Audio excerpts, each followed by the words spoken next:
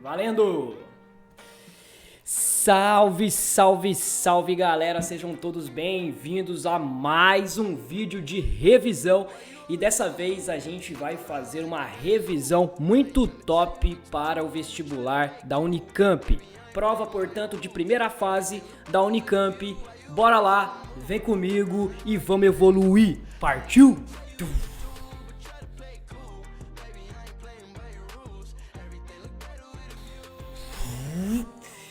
Vou começar, como de praxe nas nossas aulas de revisão, pela queridíssima física óptica. A física que estuda os fenômenos ópticos. Esses fenômenos ópticos são fenômenos que estão associados com a luz. Para a gente iniciar essa nossa querida revisão, na prova da Unicamp é muito importante que você saiba o comportamento óptico de sistemas ópticos. Hoje eu vou destacar o sistema composto pelas lentes esféricas. Como você bem sabe, a gente estudou ao longo do ano, as lentes esféricas elas possuem um comportamento como convergente ou divergente. A representação dessas duas lentes é feita dessa seguinte maneira aqui. A primeira é a lente convergente, então você representa essa lente com as bordas finas, é assim a nossa representação. E a segunda lente é a lente divergente. Beleza? É a lente divergente e aí a gente faz a representação dela com a bordinha grossa, né? Então você tem que mostrar qual é o tipo da lente na representação de cada uma delas.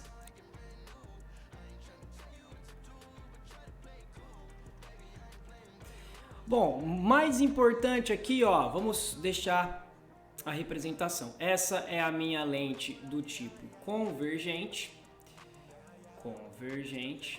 E essa é a minha lente do tipo divergente. Mais importante do que lembrar a representação de cada lente é relembrar com vocês o comportamento óptico de cada uma, que depende dos elementos presentes nessa lente. Então, bora lá. Na minha lente convergente, eu tenho essa seguinte configuração, ó, centro óptico, foco imagem e anteprincipal imagem.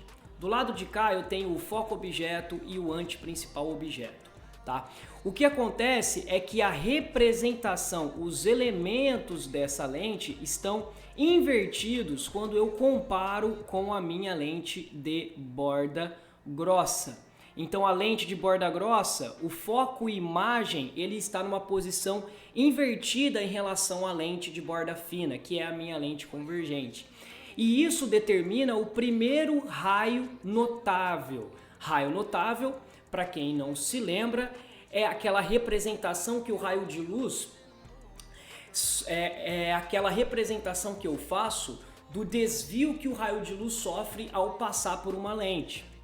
Então, por exemplo, todo raio de luz incidente à minha lente de maneira paralelo, ele passa pela lente e é desviado pelo meu foco imagem. Por isso que essa lente convergente, ela é chamada... Por isso que essa lente de borda fina é chamada de lente convergente, porque ela faz aquilo ali, ó. Ela converge os raios luminosos que incidiram de maneira paralela, ela converge para esse ponto que é o meu foco imagem. Então, inclusive, esse foco eu posso dizer que ele é um foco real, porque a luz ela é desviada exatamente para aquele ponto.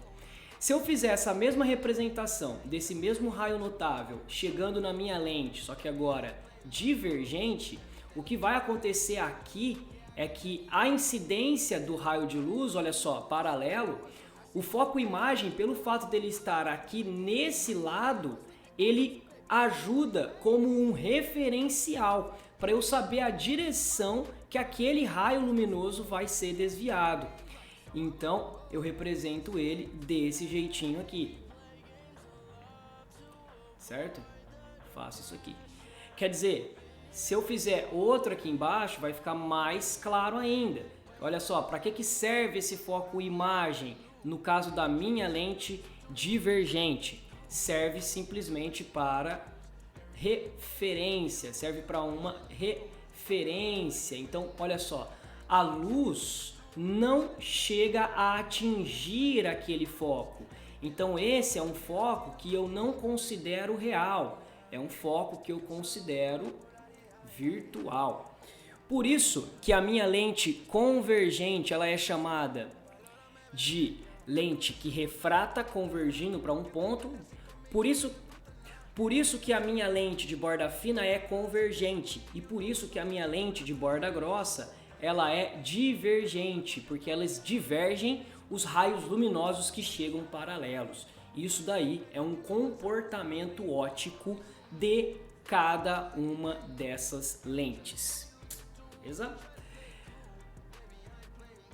Além desses dois raios notáveis, eu destaco mais um raio notável que é muito importante para nossa compreensão aqui no estudo das lentes esféricas, que é o raio notável, o raio luminoso que passa pelo centro óptico. Eu vou representar aqui ele de verdinho, e se um raio luminoso passar pelo centro óptico de uma lente, ele não sofre nenhum desvio.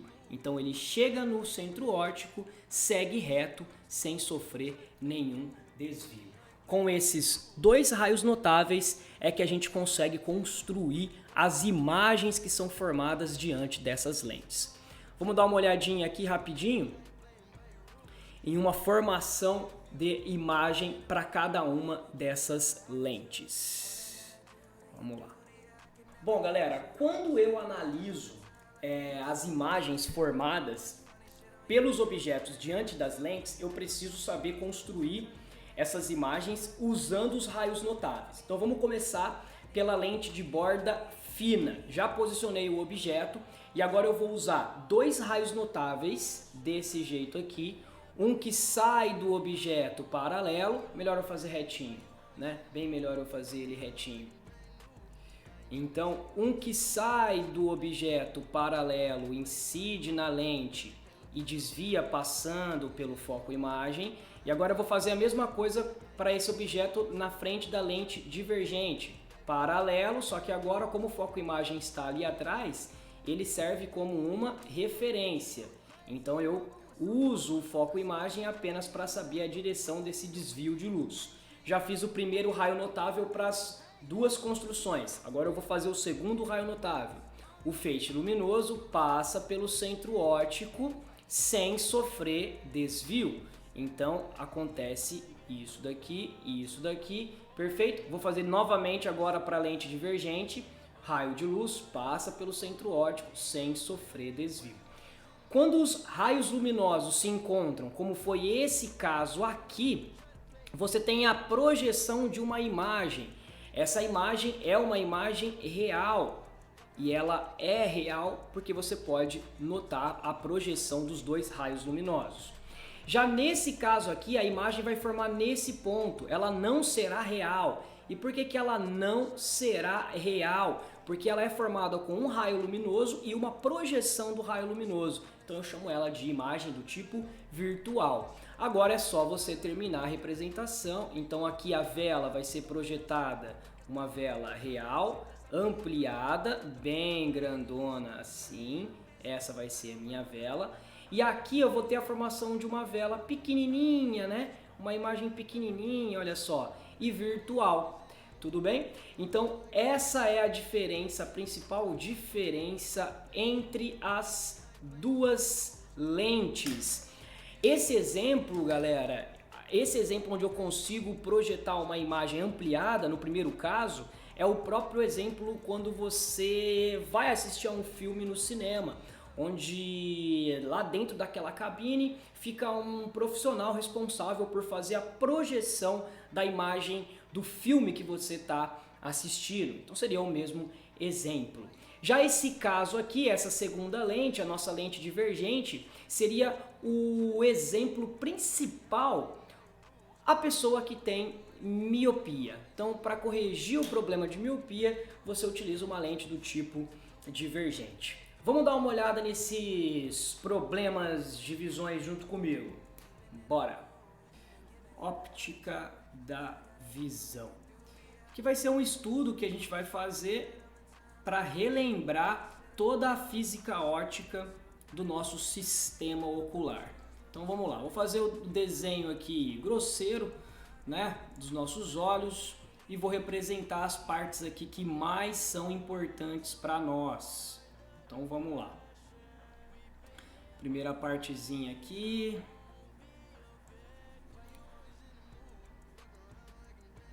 Então é assim. Esse é o seu globo ocular. Nessa posição nós temos a lente responsável por projetar a imagem. Então essa lente aqui é uma lente esférica e ela é uma lente do tipo convergente. O nome dela é cristalino. Nós temos também como uma segunda parte mais importante, talvez, dos nossos olhos, que seria essa parte aqui de trás, beleza? Essa parte aqui de trás é a nossa retina. Presente aqui na nossa retina estão células fotossensíveis, ou seja, são células que são sensibilizadas pela presença da luz. E eu também destaco essa partezinha aqui, ó, que eu vou pintar de cinzinha, olha só, que é um músculo. E notem que esse músculo ele está abraçado com o seu cristalino. O nome desse músculo é músculo ciliar. Músculo ciliar. E o fato dele estar ali abraçado com o cristalino é que permite que ele faça a acomodação visual. E o fato desse músculo estar abraçando o cristalino significa que ele é o responsável pela acomodação visual. O que é a acomodação visual? Quando você está observando um objeto distante de você, o seu cristalino ele está na posição relaxado, ele não está sendo pressionado pelo músculo ciliar. Mas quando eu olho, por exemplo, para a câmera que está bem aqui pertinho a mim, eu preciso forçar o meu cristalino porque esse objeto está mais próximo a mim. Então o músculo ciliar é o responsável por fazer essa acomodação visual. De uma maneira bem grosseira também, eu posso jogar aqui para vocês como que funciona o fato de você enxergar um objeto. Então coloco aqui a minha vela, esse é o meu objeto. Vou representar dois raios notáveis, só que agora eu vou simplificar, eu vou usar apenas o raio notável que sai do objeto e passa pelo centro óptico da lente, desse jeito aqui. Indica o sentido de propagação dos raios luminosos, assim. E a imagem ela é projetada, portanto, se ela é projetada, ela é real, lá na minha retina. Então tá aqui a imagem do meu objeto projetada na minha retina. Imagem real e invertida. Sempre que a imagem é real, ela é invertida. Então, esse esquema, ele é o esquema de uma pessoa que não tem problema nenhum de visão. Tudo bem? Então, uma pessoa que não tem problema de visão consegue enxergar os objetos desse jeito. Porém, para quem tem problema de visão, essa história muda um pouquinho. Vamos dar uma olhada primeiramente em quem tem o problema de hipermetropia. Bora lá. Bom, o problema do cara que tem hipermetropia normalmente está associado com o globo ocular dessa pessoa. O globo ocular dessa pessoa, ele tem uma má formação. O que acontece com o globo ocular dessa pessoa é que ele é formado um pouquinho mais curto do que deveria. Então existe um encurtamento do seu globo ocular. E qual que é o problema de você ter um encurtamento do seu globo ocular? O problema é o seguinte: quando eu posicionar o objeto à frente da pessoa que tem hipermetropia, quando o objeto estiver posicionado aqui à frente dela, como esse globo ocular ele tem essa má formação, ele é mais curto, Se eu projetar os raios notáveis aqui, ó, desse objeto, e aqui, a fins de representação, nós pegamos um atalhozinho para poder representar, tá? Então, a luz vai sair do meu objeto de maneira paralela, e para a gente representar isso, nós fazemos a luz sofrendo a convergência e chegando em um ponto em comum, para que fique a ideia de uma imagem sendo projetada. Porém, o que acontece aqui? A imagem vai ser projetada depois da retina, e isso não dá certo. Seus olhos não vão conseguir enxergar esse objeto com nitidez, porque a imagem deve ser projetada sobre a retina. Então esse é o problema da pessoa que tem hipermetropia. A imagem é projetada depois da retina, ou seja, atrás da retina. Então esse que é o problema da pessoa que tem hipermetropia. E como fazer para consertar esse problema de hipermetropia? Vamos dar uma olhada. Para corrigir o problema de visão de quem é hipermétrope, o que a gente precisa é pegar aquele ponto que foi projetado, aquela imagem que foi projetada depois da retina, atrás da retina, e trazer ele para a retina, sobre a retina.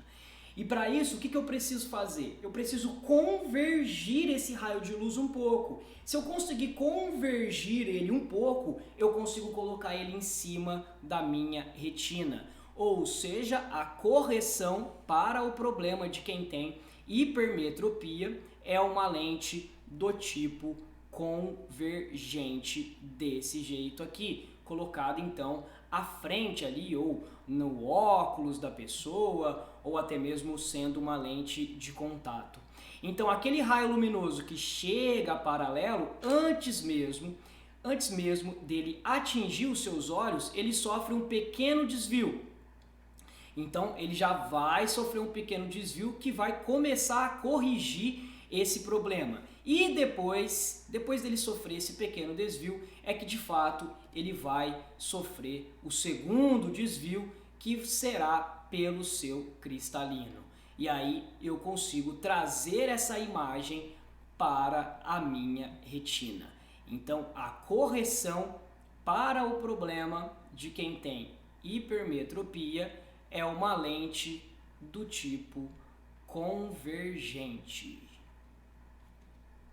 O problema dessas pessoas é que elas não conseguem enxergar objetos que estejam muito próximos a ela. Uma pessoa que tem hipermetropia, por exemplo, é aquela pessoa que você dá um papel para ela ler e ela precisa afastar esse papel dos olhos dela para conseguir ler com facilidade. Esse é o problema de quem tem hipermetropia. Vamos para agora a miopia. Bora! O problema da pessoa que tem miopia é porque o globo ocular dela acaba se formando com um certo alongamento. Lembra que o hipermétrope é um encurtamento, o míope é um alongamento do seu globo ocular. E o que isso implica? Bom, implica que, dá uma olhada aqui comigo, quando eu representar os raios notáveis do meu objeto que atingem os olhos da pessoa que tem miopia, pelo fato dos olhos dele ter essa má formação, esse alongamento, a retina ela fica projetada muito lá atrás. Então, a consequência disso é que a minha imagem ela é projetada antes da retina.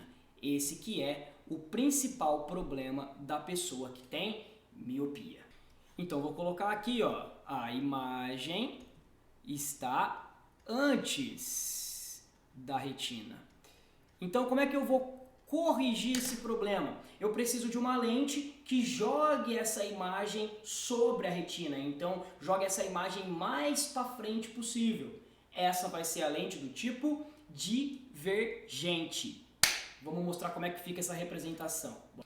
Beleza, então para eu conseguir corrigir esse problema, eu vou vir aqui e vou colocar uma lente do tipo divergente. Então, portanto, a borda dela é grossa. desse jeito aqui.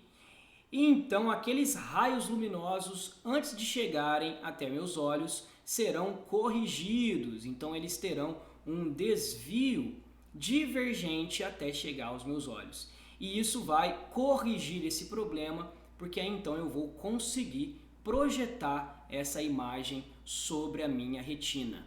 Então, para você corrigir o problema de quem é míope, basta você usar uma lente do tipo divergente. É por isso que o míope vai para o zoológico e não consegue enxergar bicho nenhum, porque ele está usando uma lente do tipo divergente. Vocês perceberam que minhas piadas são péssimas. Tá bom, vamos para o exercício, que eu acho que é um pouco melhor. Vamos analisar os exercícios agora dessa parte. Vamos lá. Primeiro exercício que eu vou trabalhar com vocês é o exercício que a Unicamp traz, esses raios notáveis que eu tanto falei no iniciozinho da nossa aula. Então vou colocar as duas partes do exercício aqui. Olha só. Vamos ler juntos o exercício e resolver juntos também. Então, vem comigo. A lupa é um instrumento óptico simples formado por uma única lente convergente. Ela é usada desde a antiguidade para observar pequenos objetos e detalhes de superfícies. A imagem formada pela lupa é direita e virtual. Qual a figura abaixo representa corretamente o traçado dos raios luminosos principais provenientes de um determinado ponto de um objeto observado pela lupa? Nessas figuras, F e F' representam os pontos focais. O objeto, I representa a imagem. Bora, vamos lá. Qual é a representação que está correta de acordo com a imagem que se forma pela lupa, que é uma imagem virtual e ampliada, direita? Vamos começar a análise pelo item A. Olha só, o item A mostra para mim o objeto posicionado aqui, olha só, ele está posicionado aqui e em pé, como vocês podem ver, e ele traça dois raios notáveis. Um vem paralelo, beleza, e converge aqui para o foco imagem. Então esse está corretíssimo, esse primeiro está corretíssimo. E o segundo passa aqui pelo centro óptico e ele não sofre desvio. E também está corretíssimo. E ele consegue projetar essa imagem, e ele consegue formar essa imagem, olha só onde está a imagem, ampliada e direita, com a projeção dos raios luminosos. Lembra que eu falei que quando a imagem é virtual, ela não é formada pelo próprio raio de luz real, e sim pela projeção desses raios. Então eu tenho certeza absoluta que a resposta correta já é o item A. Fácil, tranquilo, sossegado. Por que que os outros estão errados? Olha só que doideira. Olha o item B. O objeto, ele está aqui e a imagem formada foi, olha só, a imagem formada foi reduzida. Completamente errado, a lupa não faz isso. O item C. O objeto está aqui e a luz que vem paralela, olha só que doideira, ela vem aqui na frente, no dobro da distância focal. Não pode ser, se vem paralelo, passa pela distância focal. Então não pode ser o item C também. E o item D está uma viagem tremenda. De novo, o objeto está maior do que a imagem também foi reduzida. Não pode ser, a lupa amplia. Então o item A é o item correto. Beleza? Vamos para mais um aqui da Unicamp sobre essa parte. Vamos lá. Vou ampliar para vocês aqui e bora lá. Unicamp 2019. As cirurgias corretivas a laser para a visão estão cada vez mais eficientes. A técnica corretiva mais moderna é baseada na extração de um pequeno filamento da córnea, modificando a sua curvatura. No caso de uma cirurgia para a correção de miopia, então a correção é de miopia, o procedimento é feito para deixar a córnea mais plana. Assinale a alternativa que explica corretamente o processo de correção da miopia. Vamos lá, item A. Na miopia, a imagem do ponto remoto se forma antes da retina e a cirurgia visa a aumentar a distância focal da lente efetiva do olho. O que ele está querendo dizer em relação a ponto remoto? Ponto remoto significa que é o ponto mais distante que você consegue observar. O problema do míope é justamente enxergar objetos que estejam afastados a ele. Os objetos que estão afastados ao míope é o problema. Então aqui até começa certo, ponto remoto, objetos afastados. Mas ele fala que esse ponto remoto ele se forma antes da retina. Lembra, isso está certo? O problema do míope é quando o globo ocular tem um alongamento, então a imagem se forma antes da retina. Eita, tá certo, beleza, começa certinho. E aí ele vem com uma segunda informação que é a mais difícil. A cirurgia visa a aumentar a distância focal? Visa a aumentar essa distância focal? É isso que precisa nessa cirurgia? Vamos pensar que a cirurgia teria que fazer a mesma função da lente. E a lente que eu coloco para o míope é uma lente do tipo divergente. Se é uma lente do tipo divergente, ela joga para mais distante aquele desvio do raio de luz. Então significa que sim, visa aumentar essa distância focal. Então a resposta correta já é a alternativa A de alternativo. Vamos ver os outros itens só para poder ficar tranquilo. Item B. Na miopia, a imagem do ponto remoto se forma depois da retina? Não, não pode ser. Item C. Na miopia, a imagem do ponto remoto se forma depois da retina? Não pode ser. Item D. Na miopia, a imagem do ponto remoto se forma antes da retina, beleza? E a cirurgia visa diminuir a distância focal da lente efetiva, ou seja, aquele raio que sofre desvio, a cirurgia vai trazer ele para mais próximo do cristalino, vai diminuir a distância focal. Não pode ser, porque o que a cirurgia faz deve ser próximo ao que a lente corretiva faz. E como eu já falei, a lente corretiva aumenta a distância focal para poder jogar aquele ponto, aquela imagem mais para trás sobre a minha retina. Então a correta de fato é a alternativa A. Beleza? Vamos mudar um pouco essa ideia dessa revisão, vamos mudar um pouco a nossa área, vamos falar agora de eletricidade. É isso, vamos lá. Uou. Vamos começar a nossa revisão da área da eletricidade, relembrando algumas grandezas da eletrostática. A primeira delas é o campo elétrico, lembrar a função que tem esse campo elétrico. Esse cara tem a função de permitir a existência da força elétrica.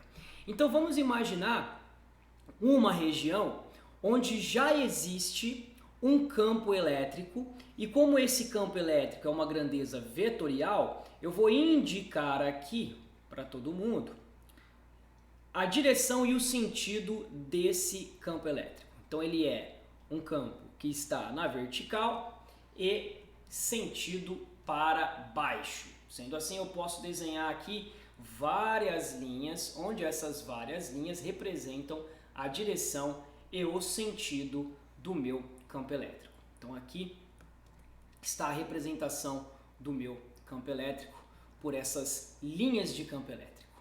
Beleza? Beleza. Agora, já que existe nessa região um campo elétrico, eu vou colocar a condição para a existência de uma força elétrica. E para existir uma força elétrica, necessariamente temos que ter alguém para interagir com esse campo elétrico. Esse alguém nada mais é do que uma partícula eletrizada com carga Qzinho.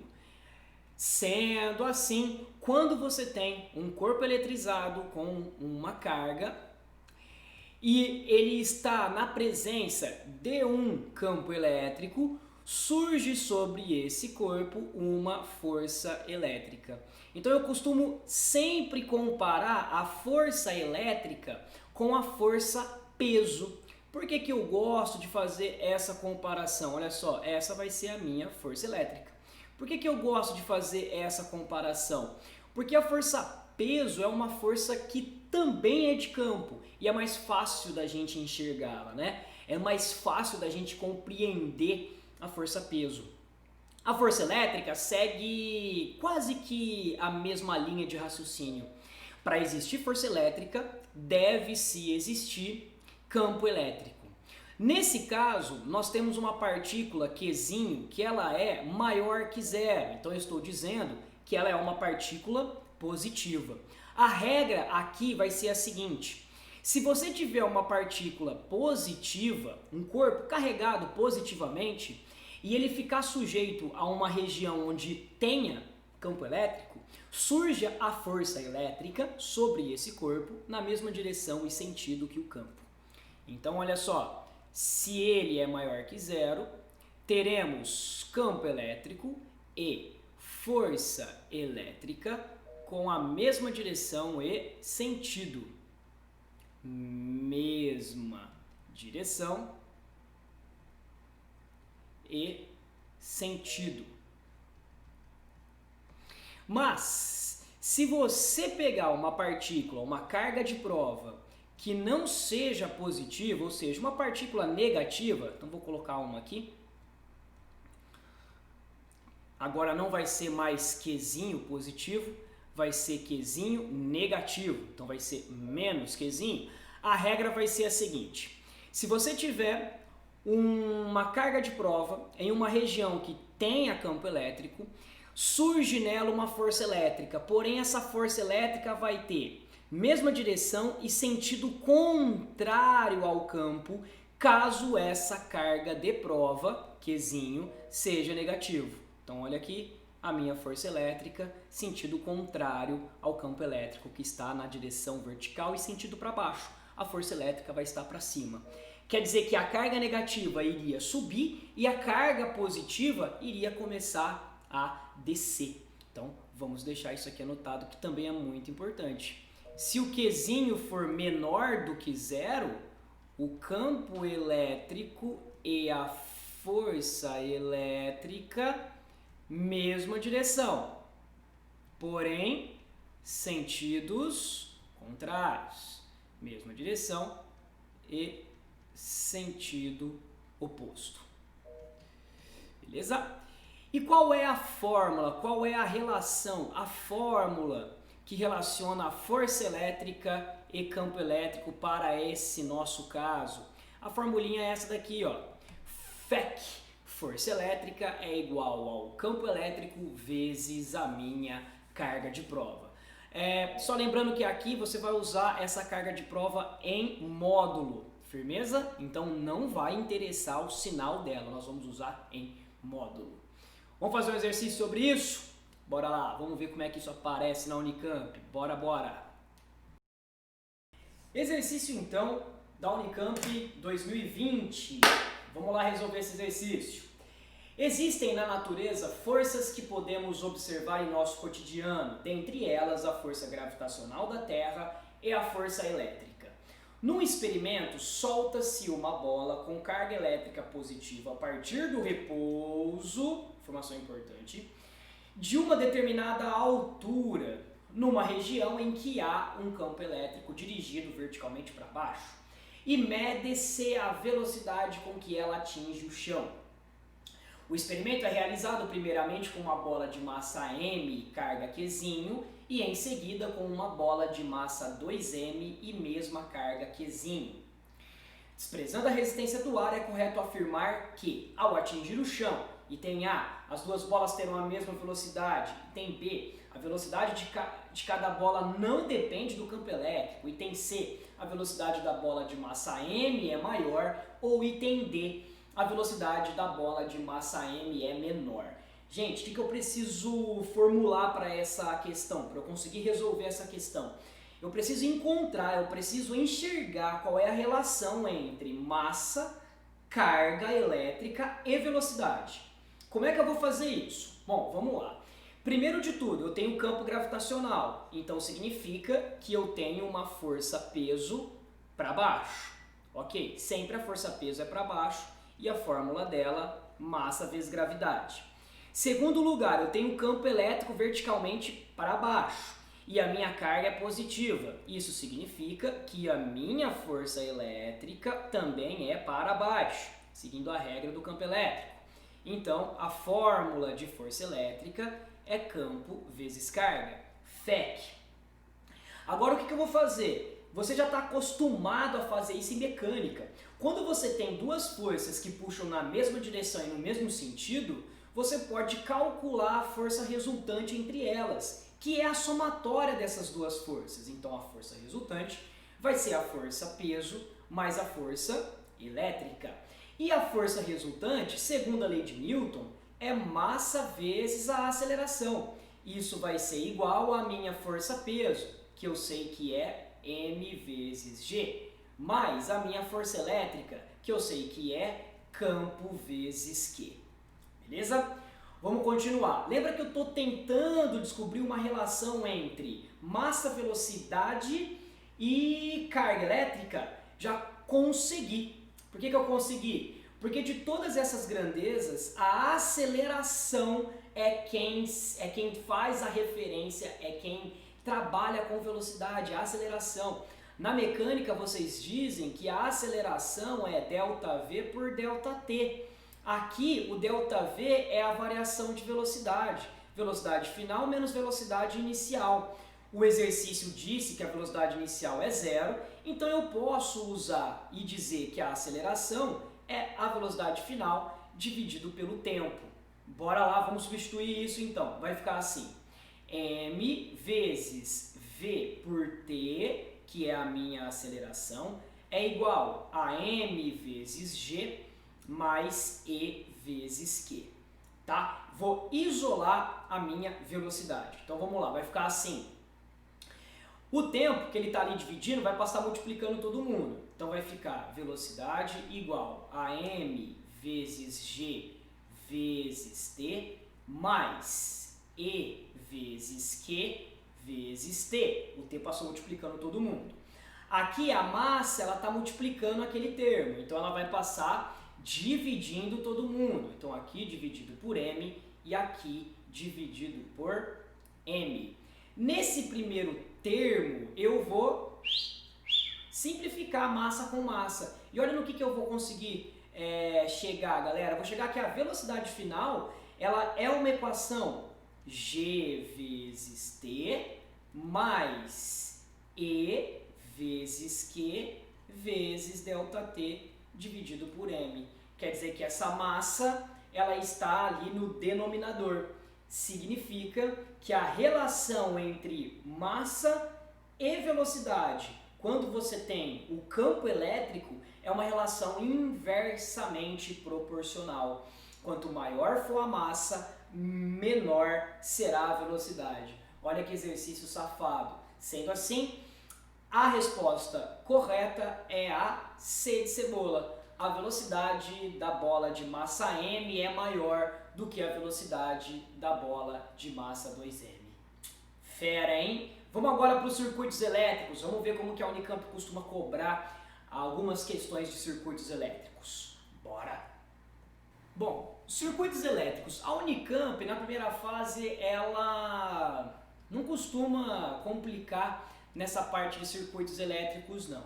O que eu já notei, o que eu já observei, é que a Unicamp gosta de colocar circuitos com associações mistas. Então, na primeira revisãozinha que nós tivemos, eu não relembrei a associação mista, então eu vou relembrar agora o que é uma associação mista. Vamos lá.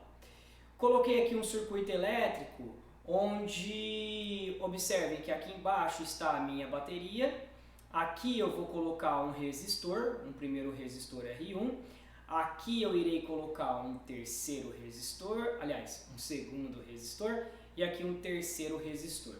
Como que é essa associação? É mista. Por que é uma associação mista? Porque primeiro você tem dois resistores em série, e esses dois resistores aqui em série estão em paralelo com esse meu resistor R1.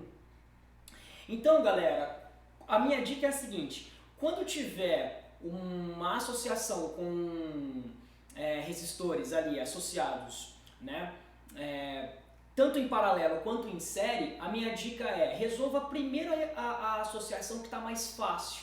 Né? Então, por exemplo, a que está mais fácil, a que está mais na cara que dá para resolver é a associação em série.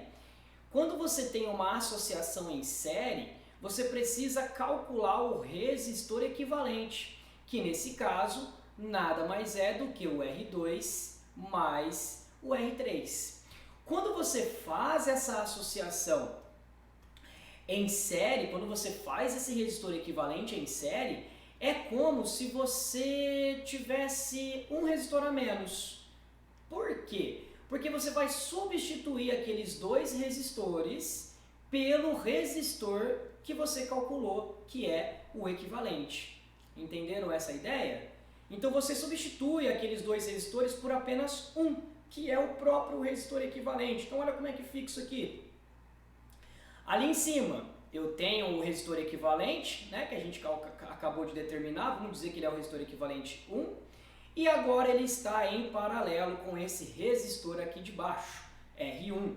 E sendo assim, o negócio, a associação, o circuito todo ficou um pouco mais fácil, porque agora eu só tenho dois resistores e a associação é em paralelo.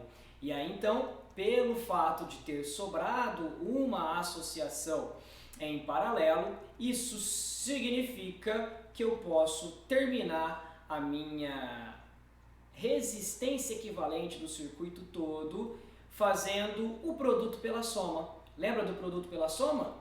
É o produto dos resistores dividido pela somatória desses resistores. Ou seja, aquele circuito que começou com 3 resistores, eu resolvo a primeira resistência equivalente, fica apenas 2, e agora resolvo mais uma resistência equivalente, que está em paralelo, como são 2, posso fazer o produto pela soma.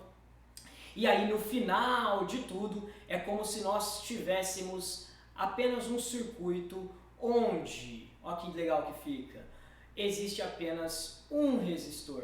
Ó como é que fica fácil. Aqui vai estar a minha bateria,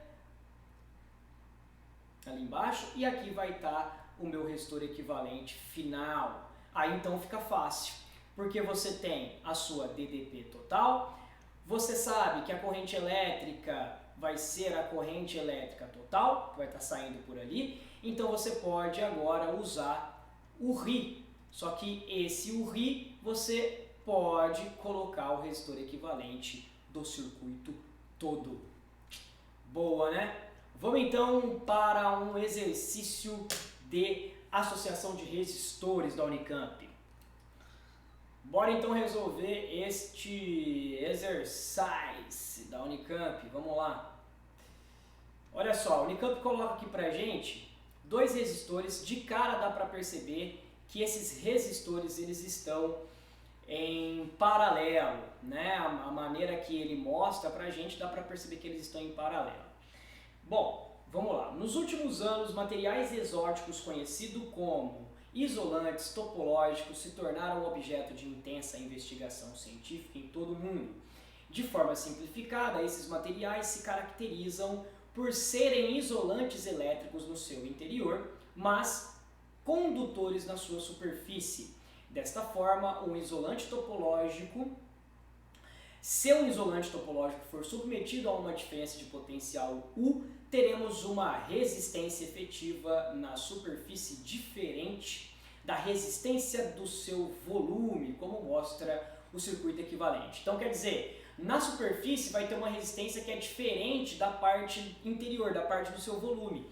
E aí ele mostra como se a superfície fosse um resistor que estivesse em paralelo com o outro que é o seu volume. Pergunta, nessa situação, qual a razão F igual a IS por IV entre as correntes que passam por IS e que passam por IV? Galera, uma característica da associação em paralelo é que quando eu associo os resistores em paralelo, a DDP que eles usam é exatamente a mesma. Então eu posso dizer que a DDP que o meu resistor da superfície usa é a mesma DDP que o meu resistor da parte interna ali do volume usa. São iguais. Se são iguais, eu posso dizer, né? Olha só, quem que é o S? É R vezes I, mas é RS vezes IS, né? Quem que é o V? É R vezes I, mas é IV e RV. Então eu vou substituir isso daqui, olha só. O S, RS vezes IS, igual o V, RV vezes IV. Ok? Agora, como ele quer a razão IS por IV, eu vou passar o IV que está multiplicando para cá, dividindo, vai ficar IS dividido por IV. Aqui o RV vai se manter e o RS vai passar dividindo. Ou seja, a pergunta dele é simples de ser respondida.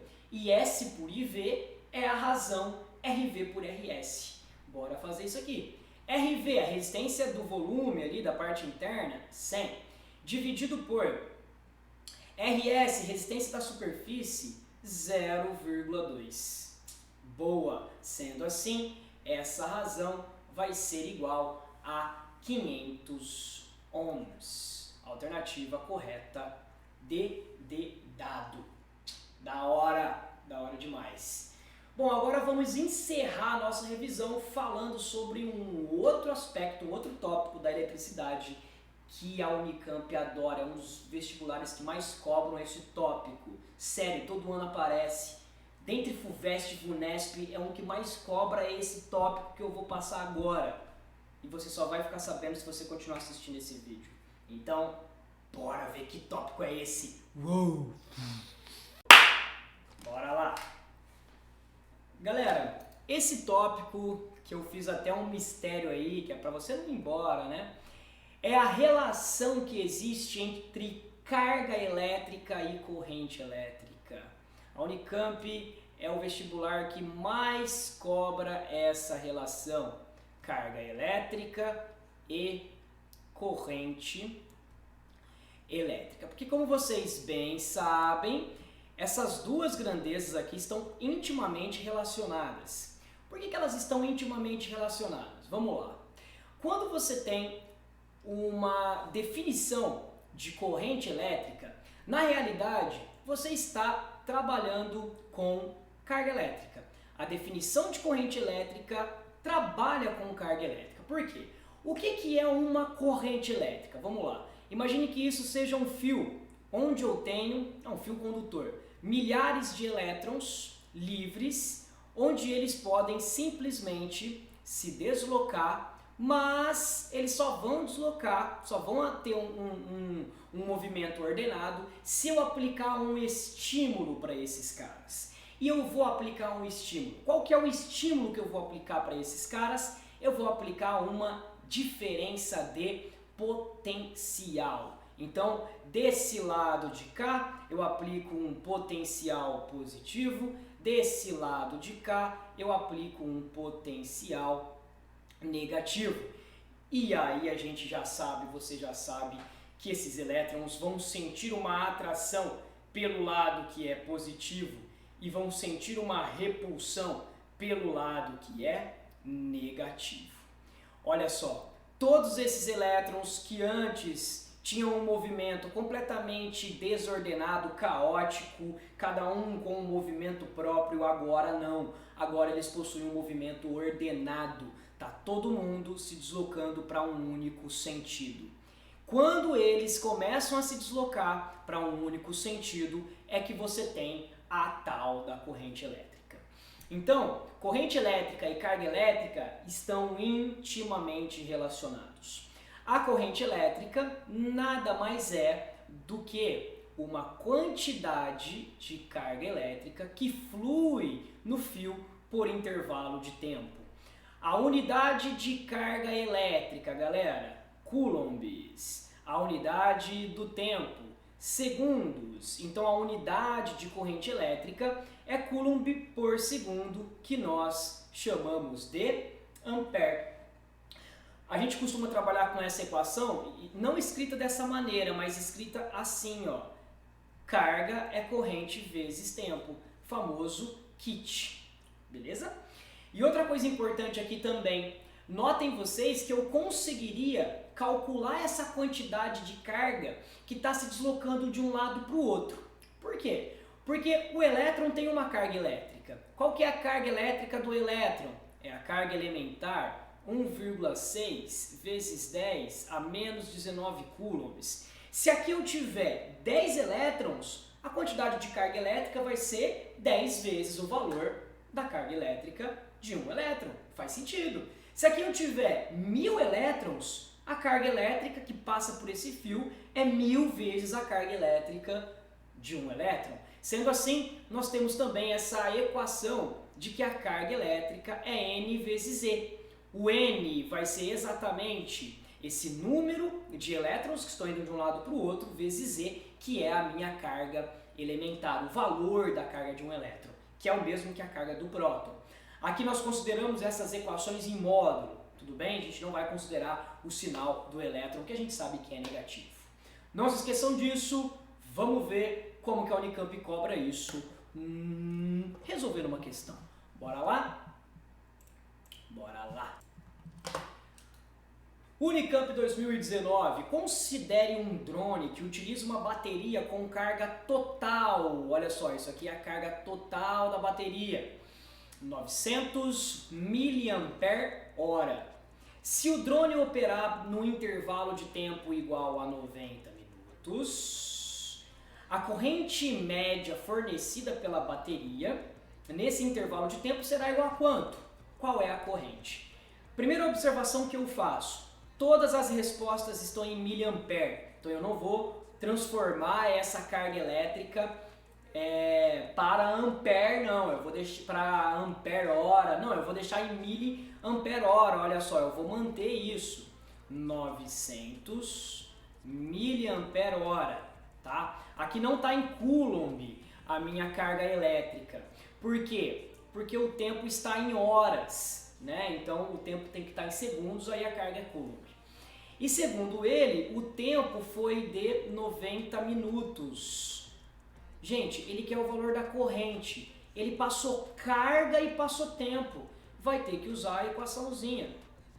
Corrente é a quantidade de carga dividido pelo tempo. O que eu vou fazer? Eu vou manter essa carga elétrica como 900 mAh. E eu vou fazer isso e vou pegar esse tempo de 90 minutos e vou passar ele para horas. Olha só que interessante, a gente vai ganhar tempo fazendo isso. Gente, 90 minutos, né? O que são 90 minutos? 90 minutos são 60 minutos mais 30 minutos, concorda? Só que 60 minutos é 1 hora e 30 minutos, cara, 30 minutos é meia hora. Quer dizer que 90 minutos é 1h30.